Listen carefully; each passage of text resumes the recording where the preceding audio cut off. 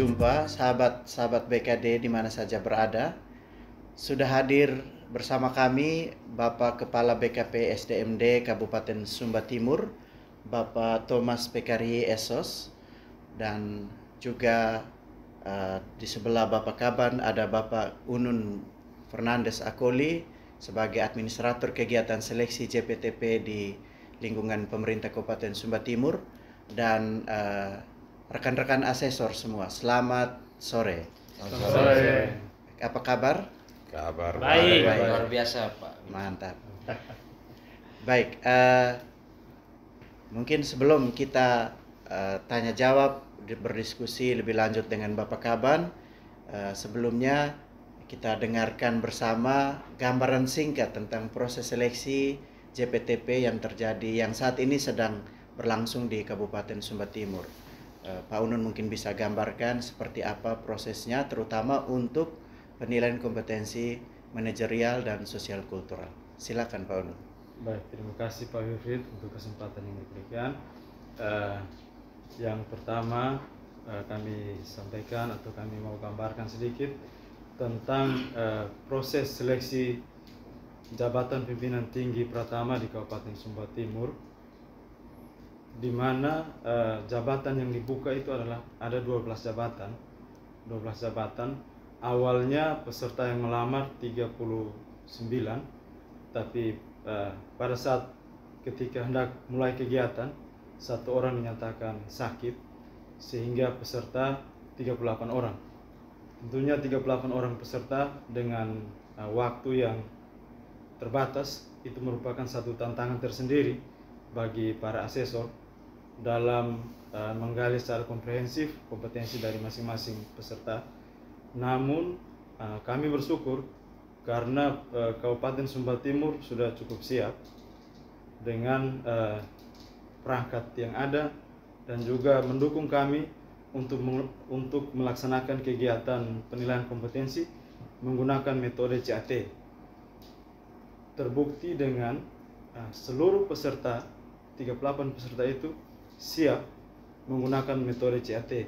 Kalau ada beberapa saat yang lalu masih ada kabupaten yang campur antara CAT dan manual, tapi di sini 100% CAT. Dan itu sangat membantu kami, terutama dalam pengambilan data maupun dalam penilaian. Jadi ketika acara pembukaan selesai, peserta diarahkan ke ruang CAT. Di situ proses lodging juga tidak terlalu lama dan kita bisa mulai tepat waktu. Dan pengambilan data di hari pertama memang kita padatkan. Jadi diawali dengan in-basket, kemudian analisis kasus, dan setelah itu istirahat makan siang, dan dilanjutkan dengan psikotes pertama, psikotes kedua. Pada saat psikotes yang ketiga, peserta ini kita bagi. Jadi 15 orang pertama mengikuti simulasi diskusi kelompok, dan sisanya mengikuti ujian psikotes. Kemudian setelah diskusi kelompok selesai, yang diskusi kelompok pindah untuk mengikuti psikotes ketiga, sedangkan peserta yang psikotes ketiga ke ruangan diskusi untuk mengikuti diskusi. Itu hari pertama. Dan wawancara kita padatkan di hari kedua, dari pagi sampai sore. Masing-masing peserta mewawancarai 6-7 orang, dan kami bersyukur bahwa semua proses itu berjalan lancar sehingga pada hari ini siap untuk kita presentasikan hasilnya. Mungkin itu sedikit gambaran dari saya. Baik Pak Unun, mungkin bisa gambarkan untuk para pemirsa, dibandingkan dengan metode yang sebelumnya dipakai oleh para asesor, artinya manual, keuntungan menggunakan CAT itu apa? Apakah sama saja atau ada bedanya? Mungkin bisa digambarkan. Baik, terima kasih Pak Wilfried. Yang pertama dari segi praktis dulu. Jadi kalau dulu menggunakan metode manual, apalagi 38 peserta, kita harus print soal IB itu sangat banyak, Pak. Sangat banyak, dan bisa satu dos HVS, kertas HVS itu kita penuh dengan soal. Jadi harus tambah lagi bayar bagasi untuk bawa soal-soal itu dari Kupang ke sini, karena tidak mungkin kita sampai di kabupaten baru kita print karena sangat banyak, jadi harus disiapkan dari provinsi. Tapi dengan CAT soal-soal itu sudah ada di secara online, tersedia di perangkat komputer dan bisa diakses oleh peserta. Kita tinggal buka linknya, masukkan token dan mereka mulai bekerja. Itu yang pertama. Terus yang kedua, ini juga kita perlu PNS zaman sekarang perlu mulai beradaptasi dengan kemajuan teknologi. Mungkin cara-cara yang manual dan konvensional sudah mulai ditinggalkan, dan calon-calon pemimpin masa depan sudah harus familiar dengan komputer dan perangkat, sehingga saya rasa ini cukup menggambarkan kemampuan kerja dari calon pemimpin masa depan. Sedangkan yang ketiga dari segi praktis, dari segi kecepatan kita dalam melakukan penilaian dan juga dalam mengerjakan soal-soal, itu kelebihan dari metode CAT. Dan kami juga memberikan kuesioner untuk umpan balik dari peserta. Ternyata sebagian besar peserta sangat mendukung atau merasa terbantu, kompetensinya bisa tergali dengan menggunakan metode CAT seperti ini. Baik, terima kasih Pak Unun dari Bapak Kaban. Jadi demikian gambaran singkat tentang proses seleksi yang terjadi beberapa hari ini, dan di penghujung hari ini, di penghujung kegiatan seleksi ini, kami ingin ngobrol-ngobrol sedikit dengan Bapak Kaban. Kami ingin mendapatkan input, masukan dari Bapak Kaban untuk pengembangan assessment center pada umumnya.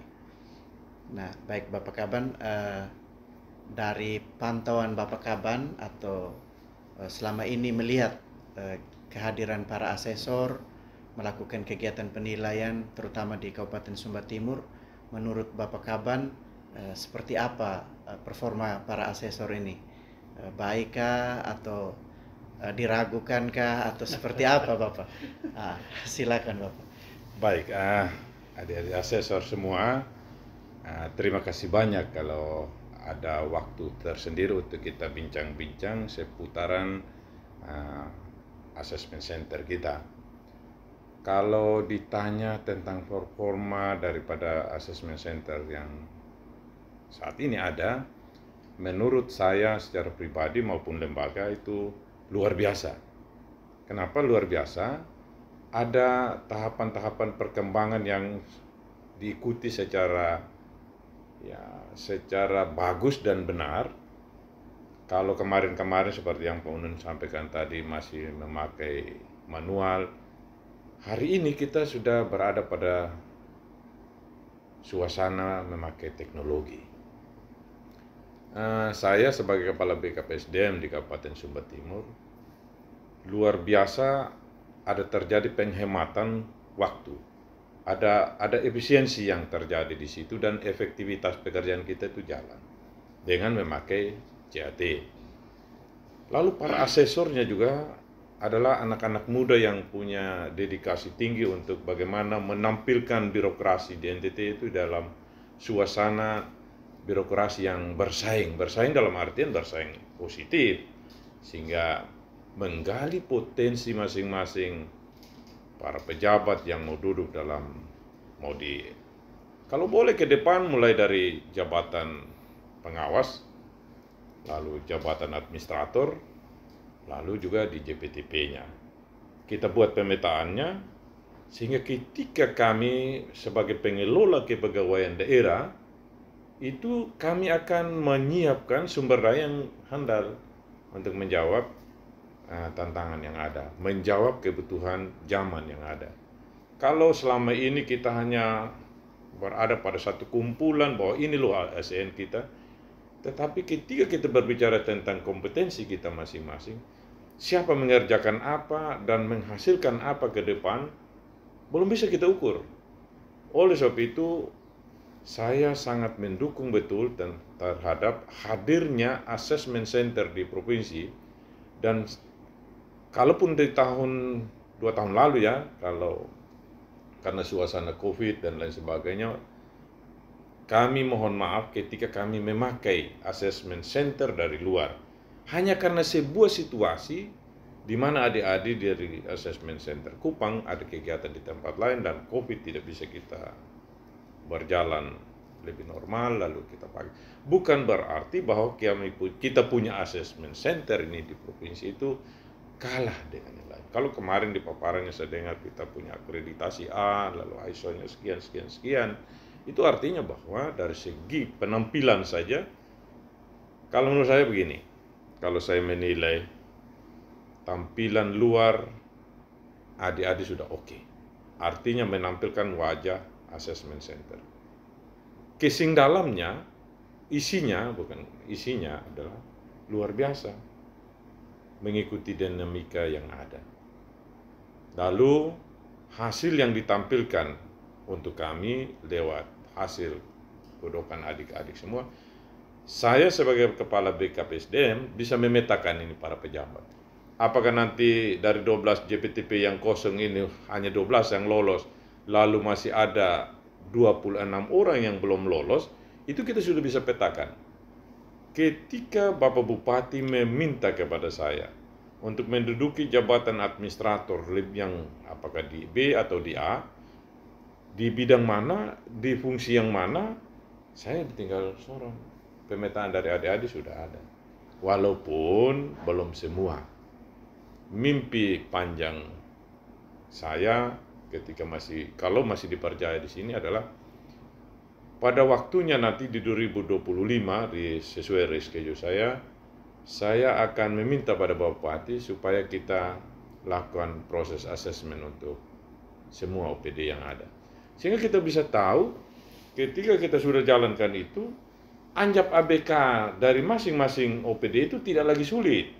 Karena kita sudah tahu unit itu mengerjakan apa, beban kerjanya seperti apa, lalu kita minta untuk Bapak Bupati menetapkan formasi 5 tahunan, formasi tahunan lewat kebutuhan ASN ke depan, kita patutkan dengan zero growth daerah, maka pegawai-pegawai yang hadir ke depan bukan lagi pegawai-pegawai yang hadir hanya karena mimpi semalam ikut tes ini hari lalu kita lolos.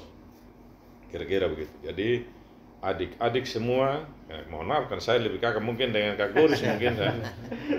Artinya bahwa adik-adik sudah luar biasa.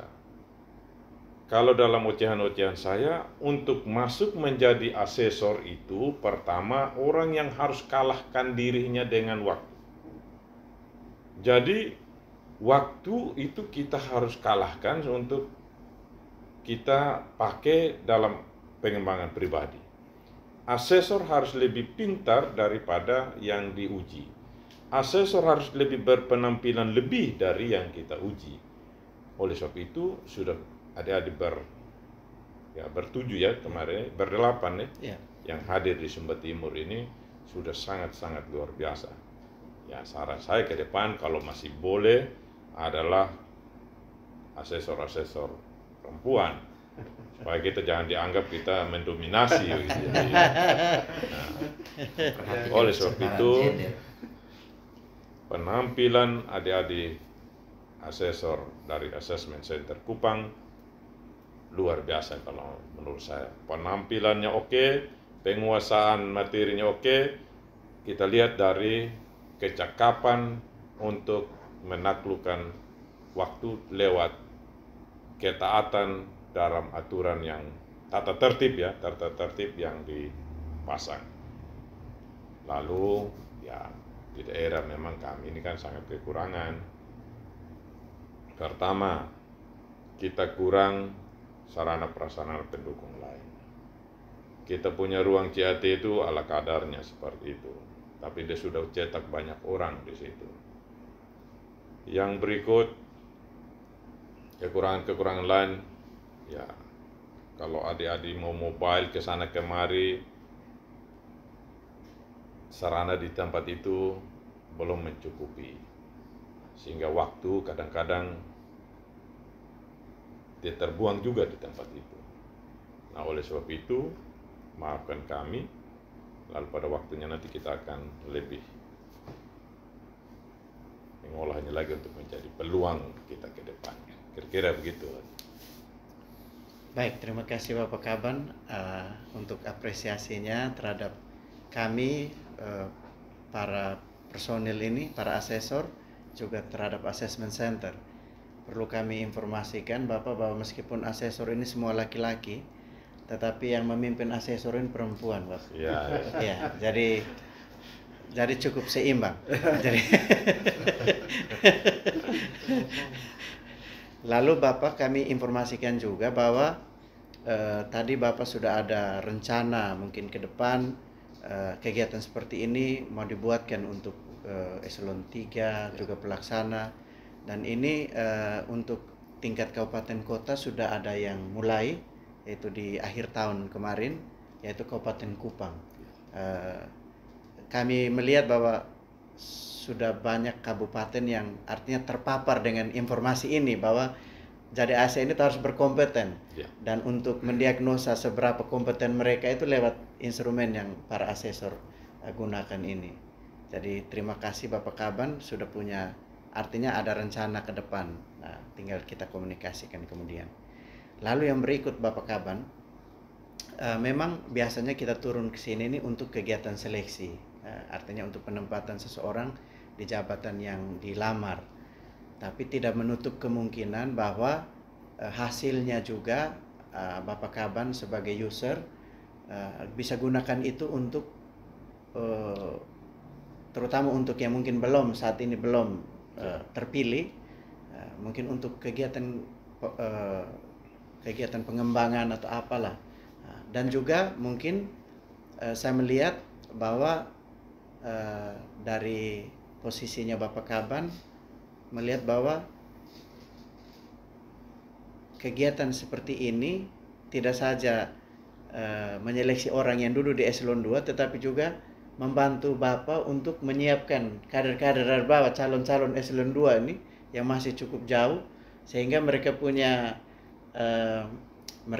rencana program, mereka punya rencana pengembangan karirnya itu tertata, sehingga ketika mereka ikut seleksi eselon 2, kita harapkan mereka sudah punya kualitas, kompetensi yang memang disyaratkan oleh jenjang eselon 2 begitu. Ya.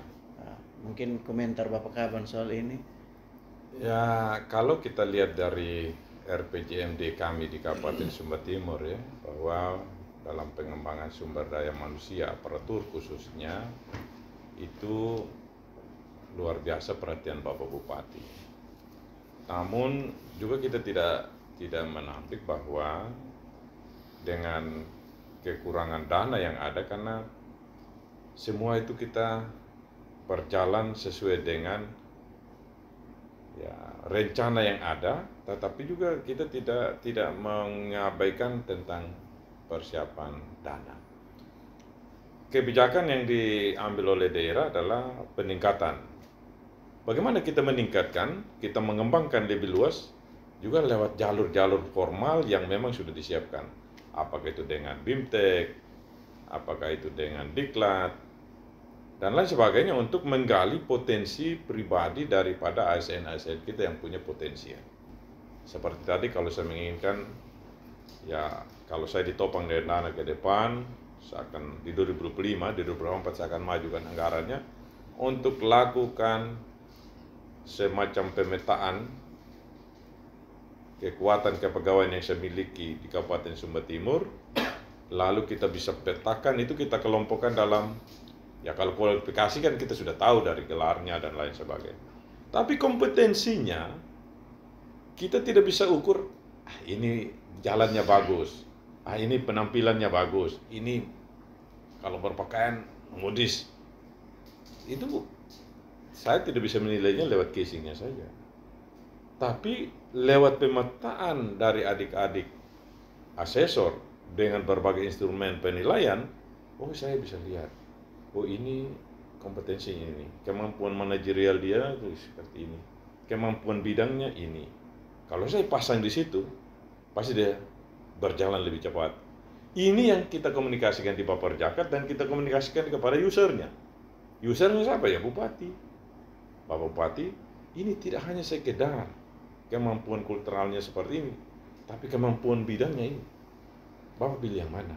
Kalau 50-50 ini, kalau 40-60 ini, suguhan menunya sudah ada. Kira-kira begitu. Jadi moga-moga masih saya di sini, kalaupun bukan saya di sini, saya akan siapkan waktunya untuk kita ajukan anggarannya, disetujui atau tidak disetujui di depan sana. Itu walau alam. Tapi bahwa kita mau menyiapkan aparatur sipil negara untuk membackup kebijakan-kebijakan kepala daerah untuk lebih cepat kita menuju di tujuan yang sama, maka tidak akan mungkin kita jalan itu kalau tidak ada aparatur negara yang sipil negara yang handal. Kira-kira begitu. Luar biasa. Kita tepuk tangan untuk Bapak Kaban. Ini sangat visioner dan punya konsep pengembangan SDM. Luar biasa. Bapak Kaban, selain menyiapkan para talent ini secara administratif tadi, Yeah. mengikutkan mereka dalam diklat, memastikan mereka punya kualifikasi, memantaskan mereka untuk bisa ikut seleksi begitu. Juga yang tidak kalah pentingnya itu adalah kesiapan mereka secara pengetahuan, keterampilan, atau yang bisa kita sebut kompetensi. Yeah. Dan saya izin Bapak Kaban, mohon maaf, ini kebetulan ada para asesor. Mereka ini sudah berpengalaman melalang buana bukan hanya di NTT tapi juga sampai di luar NTT. Mereka tentu punya rekaman-rekaman ingatan terkait apa yang perlu nih untuk pengembangan SDM di NTT khususnya di Sumba Timur ini. Jadi saya izin Bapak Kaban, kalau berkenan saya beri kesempatan kepada para asesor untuk bisa kasih sedikit input lah terkait apa yang kiranya perlu sebagai masukan, terutama untuk Bapak Kaban sebagai pengelola manajemen SDM ini, untuk membantu para ASN di sini menyiapkan diri dalam hal kompetensi apa saja yang perlu. Silakan, mungkin mulai dari Pak Hans. Silakan Pak Hans. Baik, terima kasih Bapak Kaban dan sahabat BKD di mana saja Anda berada. Terkait kompetensi, pertama-tama saya senang dan bersyukur bahwa di BKD Sumba Timur, di pemerintah Kabupaten Sumba Timur, kepala BKD-nya punya sensitivitas akan pentingnya kompetensi. Itu satu nilai plus yang modal yang kuat bagi ASN di Kabupaten Sumba Timur untuk maju. Kenapa saya katakan demikian? Yang pertama, di BKD Provinsi NTT itu punya moto, yaitu ASN berkompeten, NTT maju. Nah, untuk NTT maju itu bukan hanya ASN Provinsi NTT saja, tapi ASN yang ada di semua kabupaten, kecamatan, kelurahan, dan desa-desa yang ada di NTT ini.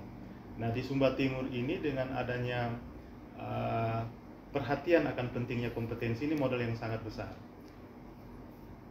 Kami sudah melakukan penilaian kompetensi itu hampir di semua kabupaten, bahkan di provinsi yang lain.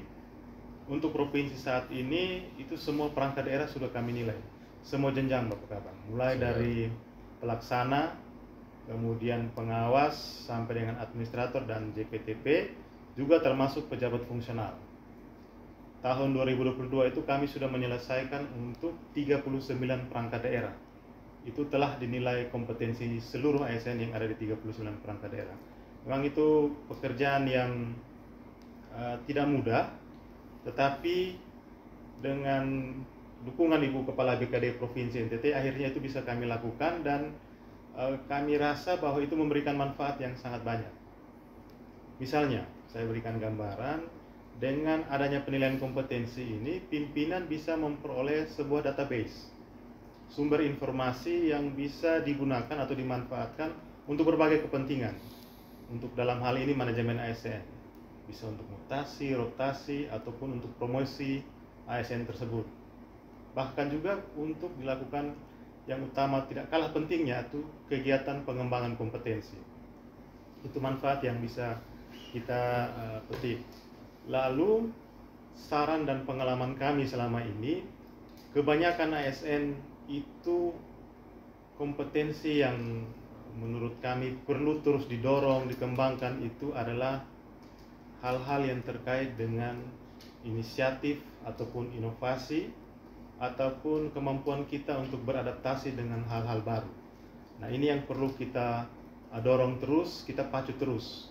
Tentu Bapak Kaban dan seluruh pengambil kebijakan, keputusan pimpinan di sini punya trik sendiri yang bisa digunakan untuk mendorong hal-hal ini. Karena ketika adanya inovasi, inisiatif yang baik dari ASN, kami yakin bahwa akan mendorong banyak hal. Bisa mengungkit pencapaian banyak target-target yang diinginkan oleh pemerintah daerah Kabupaten Sumba Timur ini. Jadi itu hal yang menurut saya penting dan krusial untuk dilakukan di Kabupaten Sumba Timur. Itu Pak Wilfried. Terima kasih Pak Hans. Tadi Pak Hans sudah menggarisbawahi pentingnya inovasi, dan itu inovasi hanya bisa ada kalau ada inisiatif, ada kreativitas. Mungkin ada dari teman-teman yang lain? Pak Guido. Ya, Pak Guido. Siap, oke. Terima kasih Pak Hos, Bapak Kaban PSDMD Kabupaten Sumba Timur, sahabat BKD Provinsi NTT dimanapun berada. Menambah tadi pernyataan dari Pak Hans, Bapak, kami juga menemukan, teman-teman saya juga pasti menyetujui bahwa selain untuk meningkatkan beberapa kompetensi yang tadi sudah digarisbawahi, kami melihat bahwa motivasi dari para pejabat itu juga perlu menjadi sebuah perhatian penting. Karena tidak sedikit kami temukan para asesi atau para kandidat itu sebenarnya memiliki kompetensi yang cukup baik. Namun karena motivasinya sudah berkurang, mungkin karena terlalu lama dalam satu tempat, ataukah mungkin karena motivasi-motivasi lain yang membuat motivasinya menurun, sehingga berakibat pada minimnya kompetensi ketika dipotret oleh para asesor. Dan ini tentunya bisa menjadi perhatian tersendiri oleh pemerintah daerah, mungkin menjadi masukan oleh dari Bapak Kaban. Mungkin dalam periode waktu 4-5 tahun para pejabat administrator maupun pengawas sudah bisa di-rolling, Bapak. Siap. Termasuk hasil yang kami berikan ini juga bisa menjadi dasar bahwa yang bersangkutan memiliki laporan potensi mungkin berdasarkan hasil psikotes itu bagus, namun kompetensinya kurang, mungkin bisa dimutasi ke tempat-tempat yang sesuai dengan kompetensi yang dimiliki. Itu yang pertama. Terus yang kedua, Bapak Kaban, mohon izin, kami ini selain datang untuk melakukan penilaian kompetensi, kami juga dari Badan Kepegawaian Daerah Provinsi NTT, Ibu Kepala BKD Provinsi NTT selalu menyarankan kami untuk selalu mengingatkan BKPSDMD Kabupaten Kota untuk dalam setiap pelaksanaan kegiatan kepegawaian agar mengikuti regulasi-regulasi yang ada. Sudah banyak pemerintah kabupaten kota yang dalam melaksanakan kegiatan seleksi terbuka terkadang masih dalam tanda kutip sedikit nakal dengan aturan-aturan yang ada. Oleh karena itu di kesempatan yang baik ini juga kami mungkin menginformasikan kepada Bapak Kaban bahwa perencanaan dan pelaksanaan sudah berjalan dengan baik. Tentunya kami berharap nanti pada saat kegiatan pelaporan dan pelantikan nantinya bisa mengikuti tahapan-tahapan yang sudah ada di aplikasi Sijapti milik KSN, dan dari 12 jabatan ini ada satu jabatan yaitu Inspektur Daerah yang perlu dikonsultasikan dengan pemerintah Provinsi NTT. Mungkin dari saya cukup itu dulu Bapak. Baik, terima kasih. Pak Luis, silakan. Baik, terima kasih Pak Wilfried, Pak Host ya menurut Pak Guido. Pak Host. Saya mau tambahkan tadi yang Pak Hans sudah sampaikan. Kalau soal seleksi terbuka dan lain sebagainya, saya kira sudah disampaikan tadi oleh Pak Administrator, Pak Guido juga Bapak Kaban. Satu hal yang menurut saya penting pasca penilaian. Penilaian itu kan memang untuk kebutuhan pengembangan, itu yang paling penting tadi Pak Hans sudah sampaikan. Hanya menurut saya yang perlu mungkin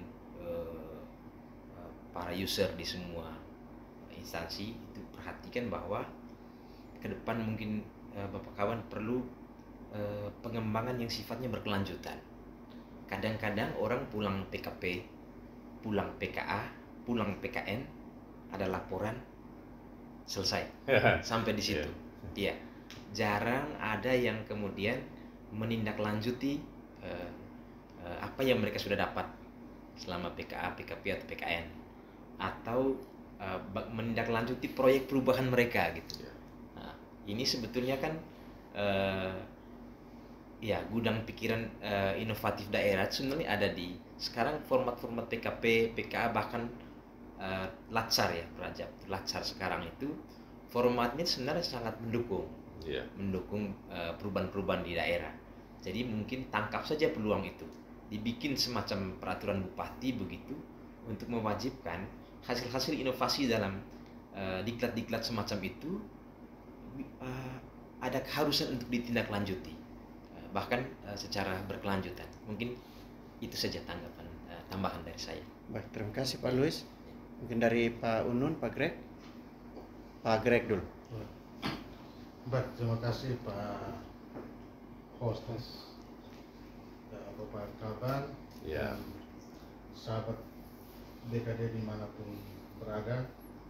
Saya mungkin mau melengkapi apa yang sudah disampaikan oleh beberapa teman saya tadi, dan saya mungkin lebih berbicara terkait dengan pelaksanaan KET.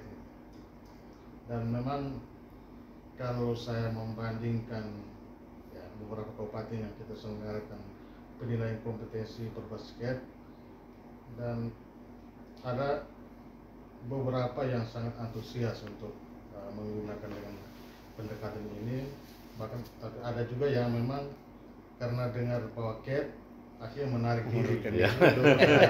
Tapi kalau di Sumba Tengah ini, Sumba Timur itu malah yang mundur diri karena sakit, karena demam KET-nya bukan ya.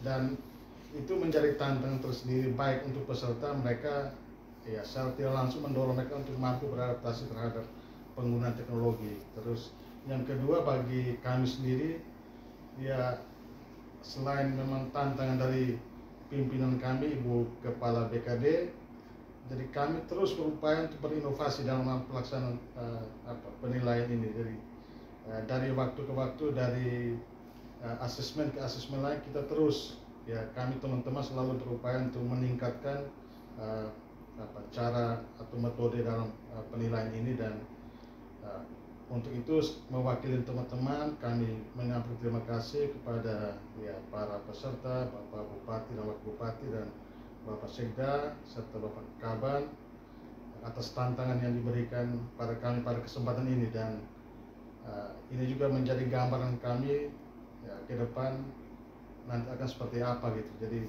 ya, itu menjadi salah satu input bagi kami juga. Terima kasih. Saya kembali kepada Bapak Wilfred. Baik, Bapak Kaban, Pak Greg ini istilahnya mastermind-nya CARE. Iya, jadi Pak Greg yang merancang semua ini, karena Pak Greg ini sebelumnya Kasubit di pendidikan kompetensi dan kinerja, punya basic IT. Jadi Pak Greg manfaatkan ilmu itu untuk membantu pengembangan assessment center di bidang IT. Pak Unun mungkin masih ada tambahan? Baik, kalau dari saya sekira teman-teman sudah sampaikan semua Bapak.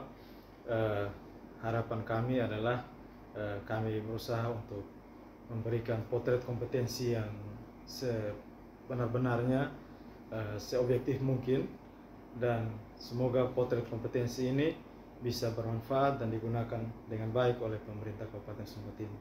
Mungkin itu saja tambahan dari saya. Baik. Boleh saya tanggapi semua? Silakan Bapak. Ya, Silakan baik. Bapak.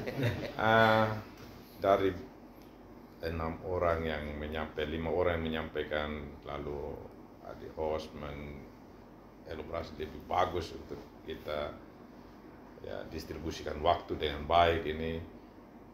Saya berterima kasih sekali sudah bisa menambah apa yang ada di diri saya sebagai Kepala BKP SDM.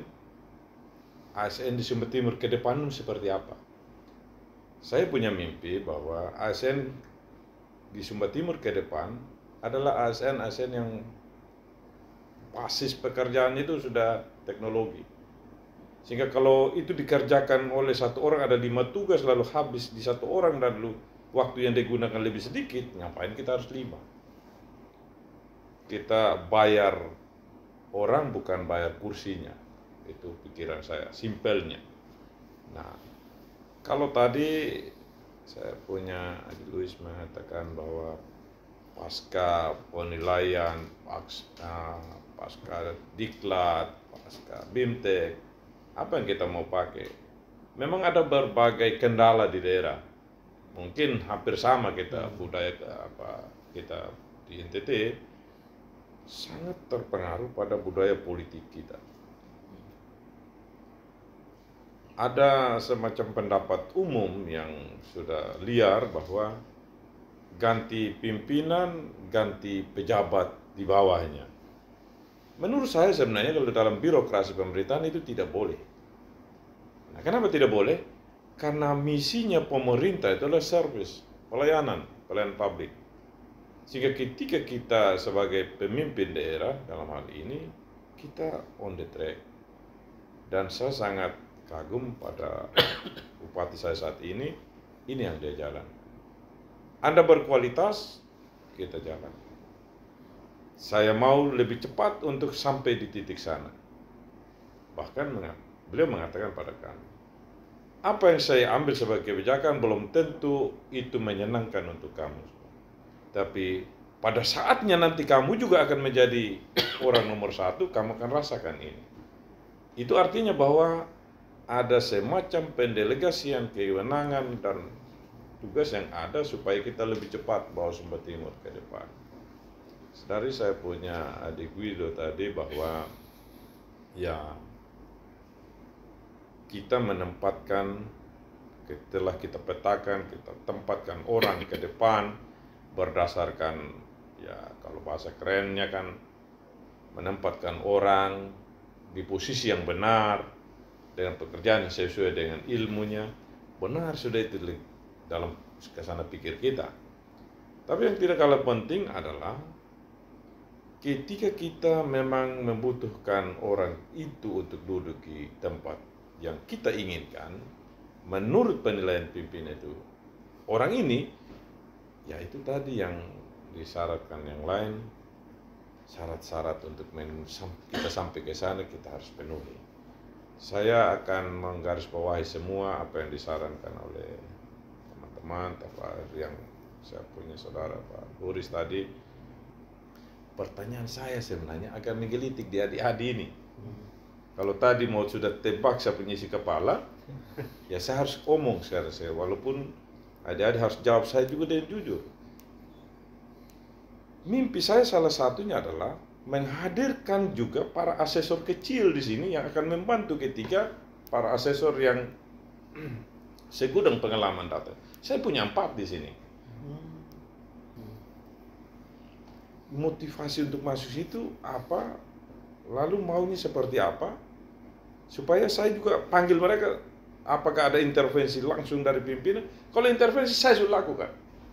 Ya saya mau kepingin dengar dari adik-adik.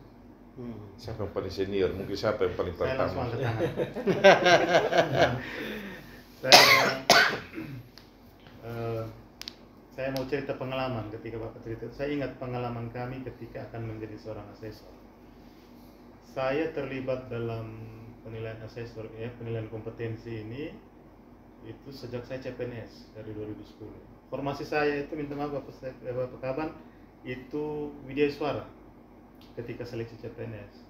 Tapi karena waktu itu tidak otomatis diangkat dalam jabatan regulasi saat itu, ketika ada seleksi untuk menjadi asesor, saya mengikutinya. Saya juga tidak tahu kenapa saya waktu itu ikut-ikut saja. Tetapi dengan berjalannya waktu, lalu dengan banyak hal yang kami lakukan itu ada jeda, itu sekitar 3 atau 4 tahun itu dunia penilaian kompetensi kami tinggalkan. Tetapi komitmen BKD Provinsi NTT itu untuk punya assessment center, karena untuk assessment center itu kurang lebih ada 3 atau 4 hal besar, yaitu SDM, sarana prasarana, dan metode. Itu 3 prinsip dasar untuk pelaksanaan penilaian kompetensi.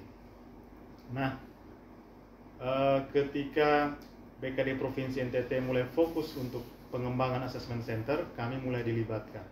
Memang itu saya rasa yang paling berpengaruh itu adalah panggilan jiwa untuk menjadi asesor. Bahkan sampai seperti yang tadi diceritakan bahwa harus mundur dari jabatan struktural karena memang itu untuk menjaga profesionalitas. Kita lebih fokus pada pelaksanaan penilaian kompetensi, kemudian bebas dari segala intervensi, dan memang tuntutan regulasi untuk diangkat dalam jabatan fungsional sehingga kami fokus untuk menjadi asesor. Untuk menjadi seorang asesor itu tidak instan. Butuh proses. Kami ini belajarnya 3-4 tahun baru bisa melakukan penilaian kompetensi. Jadi untuk menjadi seorang asesor itu butuh seperti yang Pak Kaban bilang, mengalahkan diri sendiri, menyediakan waktu yang banyak, kemudian komitmen kepada pekerjaan. Karena tantangan untuk menjadi asesor, kita yang menilai kompetensi orang, bukan berarti kita harus lebih pengalaman atau pengetahuan kita lebih banyak terkait teknis kegiatan itu, tetapi kita harus lebih siap dan lebih profesional di bidang kerja kita. Itu saja dulu. Kalau kita sudah profesional di situ, saya rasa itu akan sangat mendukung kita untuk pelaksanaan tugas kita. Itu dari saya, Pak. Luar biasa. Harus Bapak ada Kaban, passion. saya tambahkan sedikit. Ya. Baik, Bapak Kaban, saya tambahkan sedikit. Yang mengundurkan diri dari struktural ini saya dengan Pak Hans. Ya, Pak Hans waktu itu di Badan Diklat, saya Kasubit yang menangani jabatan struktural. Kurang lebih mengabdi di Badan Kepegawaian Daerah 7 tahun. Selama itu saya melihat kegiatan asesmen ini sudah berjalan, namun masih menggunakan jasa dari Assessment Center Provinsi Jawa Tengah, kalau tidak salah. Saya melihat bahwa peran dari asesor itu sangat penting untuk menyediakan laporan-laporan kompetensi yang bisa kami manfaatkan di subbidang saya untuk mulai masukkan ke dalam jabatan-jabatan yang disesuaikan dengan kompetensinya. Di sini saya melihat bahwa sudah ada ketertarikan tersendiri untuk masuk ke asesor. Ketika kesempatan itu datang, tentunya saya sudah mempersiapkan diri dengan ada motivasi itu sendiri. Dan juga setuju dengan pernyataan Pak Hans bahwa harus ada motivasi dalam diri, dan yang saya lewati juga bahwa perlu ada pengorbanan. Yang pertama kami tadi dari pengorbanan jabatan struktural karena memang kami ingin profesional bekerja di bidangnya. Bahkan saya dengan Pak Luis ini juga dikirimkan untuk diklat di Ciawi Bogor. Itu pun saya pribadi juga memang diklatnya gratis, tapi biaya perjalanan pergi dan pulang pun bayar dari uang sendiri. Jadi itu memang totalitas dari diri kami sendiri, motivasi bahwa ingin menjadi asesor itu tidak hanya sekedar menunggu fasilitas yang disediakan oleh kantor, tapi kalau memang mau pergi ke Ciawi begitu jauh, Bapak Kaban, kami harus dari Kupang turun pesawat di Jakarta, dari Jakarta harus ke Bogor dengan menggunakan jalan darat, dan biayanya juga tidak kecil. Yeah. Untuk biaya PP itu saya biaya sendiri. Ketika kembali pun juga belum langsung penugasan-penugasan seperti ini. Oleh Pak Hans yang sudah lebih senior di asesmen, kami masih digodok lagi dalam kegiatan-kegiatan magang yang sangat banyak dan juga tanpa biaya. Jadi bukan karena kita sudah mengeluarkan uang terus harus dapat uang segera untuk mengganti, tidak. Masih ada tahapan-tahapan yang dibentuk oleh Pak Hans sehingga kami bisa seperti sekarang berdiri dengan beliau untuk melakukan uji kompetensi. Dan yang terakhir, menurut saya, setinggi apapun komitmen dari seseorang untuk menjadi asesor, seidealis apapun dia, kami juga adalah individu yang tidak berdiri sendiri.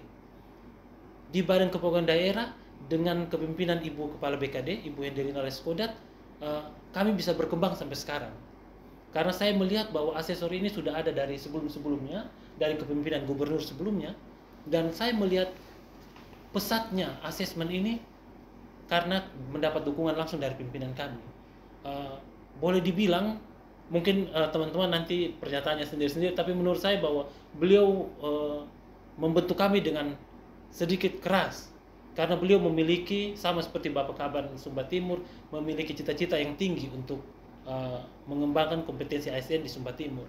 Begitupun beliau, sehingga dengan ketegasan yang dia berikan kepada kami kurang lebih saat ini ada 8 orang sudah bisa berdiri tegak, bahkan juga bisa berbangga dengan capaian-capaian yang sudah didapat oleh assessment center yang sudah kami capai sampai dengan saat ini.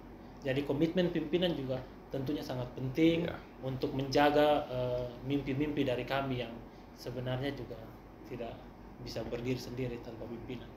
Terima kasih. Pak Luis mau tambah? Sudah. Jadi begitu Bapak, ada ini cerita, ini perjalanan itu beda-beda. Macam Pak Guido dan Pak Hans tadi mereka pindah ke lain hati. Kalau Pak Unun ini dari pertama hatinya sudah di situ. Saya juga begitu. Pak Luis juga karena informasi Bapak. Iya. Pak Koris keadaan. Pak Goris karena regulasi masing-masing dengan backgroundnya yang berbeda, tetapi ketika sudah jadi itu passion Bapak. Memang harus, artinya itu tidak bisa tunggu orang lain dorong dulu, harus dari dalam begitu. Itu yang paling pertama sekiranya tadi Pak Hans bilang. Kalau tunggu dorong juga berarti nanti bab kaban berat. Iya. Memang saya akui itu bahwa pertama komitmen pimpinan itu tidak kalah penting, tapi yang luar biasa harus ada kemauan individu itu sendiri untuk mau berubah, untuk taklukkan dirinya, dan harus menjadi komitmen dasar. Kelihatannya ini yang masih dominan di kami. Pertama mungkin karena kurangnya sarana prasarana penunjang untuk membaca, lalu mungkin ada beban ekonomi, beban keluarga mungkin, sehingga tidak ada waktu untuk lebih mengembangkan potensi yang bersangkutan. Kalau saya punya 4 orang sama seperti itu, maka Bapak dong datang dari Kupang itu sudah ada teman di sini. Jadi terima kasih banyak sharing pengalaman dari teman-teman ini. Baik Bapak, saya kira kita akhiri dulu. Terima kasih banyak. Kami ucapkan banyak-banyak terima kasih atas waktu Bapak Kaban. Kita di sini tidak hanya datang seleksi, tapi juga datang tukar pikiran, sehingga pikiran Bapak Kaban juga pasti Ibu Kaban dengar. Ibu Kaban cermati, dan mungkin ke depan ya ada hal-hal yang bisa disinergikan, bisa dikerjasamakan, tentu akan lebih smooth lah begitu, lebih karena sudah saling tahu begitu. Baik, sahabat-sahabat BKD di mana saja berada, demikian bincang-bincang santai bersama Bapak Kepala BKP SDM Kabupaten Sumba Timur, Bapak Thomas, dan rekan-rekan asesor. Kita jumpa lagi di sesi berikut di kegiatan seleksi JPTP di kabupaten kota berikutnya. Terima kasih. Selamat sore. Sore.